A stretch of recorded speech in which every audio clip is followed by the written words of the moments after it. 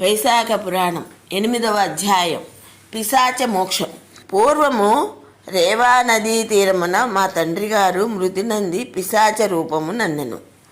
ఆకలి దప్పికల వలన బాధపడుచు తన మాంసమునే తినుచు శుష్కించి శరీరముతో నీడలేని బూరుగ చెట్టు వద్ద నివసించుచుండెను. పూర్వము చేసిన పాపముల వలన ఆకలి దప్పికల చేత బాధపడుచున్న వాని కంఠమున సన్నని రంధ్రం ఏర్పడినది. అది గాయమై మిక్కిలి బాధించుచుండెను. దగ్గరనున్న చెరువులోని చల్లని నీరు కూడా త్రాగగానే కాలకూట విషము వలె బాధించుచుండెను. నేను గంగాయాత్ర చేయవలెనను కోరికతో ప్రయాణము చేయుచు దైవికముగా నా ప్రదేశమున వచ్చి తిని నీడలేని బూరుగ చెట్టుపై నుండి ఆకలి దప్పికలు బాధను భరింపలేక తన మాంసమునే తినుచు దుఃఖభారమున కంఠబాధ అనుభవింపలేక అరచుచున్న ఆ పిశాచమును చూచి అబ్బురపడితిని. ఇదేమి అద్భుతమా అని అనుకొంటిని. పిశాచ రూపముననున్న అతడు నన్ను చూచి చంపవచ్చెను. కానీ నా ధార్మిక ప్రవర్తన బలము వలన నన్నేమీ చేయలేకపోయాను. నేనును వానిని చూసి జాలిపడి, ఓయి భయపడకుము, నీకు నా వలన ఏ భయము రాదు. నీవెవరవు? నీకిట్టి బాధ కలుగుటకు కారణమేమి? వెంటనే చెప్పుము, నిన్నీ కష్టం నుండి విడిపింతునని పలికితిని. నేనతని పుత్రుడనని అతడు గుర్తింపలేదు. నేనును నా తండ్రి అని గుర్తింపలేకపోతుంది. అప్పుడు ఆ పిశాచ రూపమునన్నది అతడు ఇట్లు పలికెను. నేను భూవరమను పట్టణమున నివసించు మైత్రుడను వాడను. సంస్కృతి గోత్రము వాడను. అన్ని విద్యలను నేర్చిన వాడను. అన్ని తీర్థములయందు స్నానము చేసిన వాడను. సర్వదేవతలను సేవించిన వాడను. కానీ నేను వైశాఖ మాసమున కూడా అన్నదానం ఎవరికి చేయలేదు. లోభము కలిగి ఉంటిని. ఆ కాలమున వచ్చిన వారికి నే భిక్షమునైనా ఇయ్యలేదు. కావున నాకు పిశాచ రూపము వచ్చినది. ఇదియే నా ఈ దురవస్థకు కారణము. శృతదేవుడు పుత్రుడు నాకు కలడు. అతడు ప్రసిద్ధి కలవాడు. వైశాఖమున కూడా అన్నదానము చేయకపోవటిచే నేనిట్లు పిశాచ రూపమున అందితిననియు నేనిట్లు బాధపడుచున్నాననియు వానికి చెప్పవలేను. నీ తండ్రి నర్మదా తీరమున పిశాచమై ఉన్నాడు. సద్గతిని పొందలేదు. బూరుగ చెట్టుపై ఉన్నాడు. తన మాంసమును తానే తినుచు బాధపడుతున్నాడని చెప్పుము.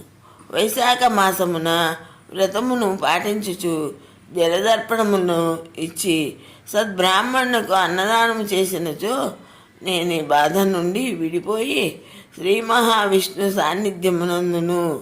కావున ఈ విధముగా చేయమని వానికి చెప్పాను. చెప్పుము, నా యందు దయించి నాకు ఈ సాయము చేయుము, నీకు సర్వశుభములు కలుగునని చెప్పాను.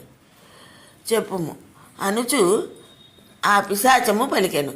నేను నా తండ్రిని గుర్తించి వాని పాదములకు నమస్కరించి పీడితుడనై చిరకాలం ఉంటిని. నన్ను నేను నిందించుకుంటుని కన్నెరు విడుచుచుంటిని. తండ్రి, నేనే శృతదేవుడను, దైవికముగా ఇచ్చటకు వచ్చిన వాడను.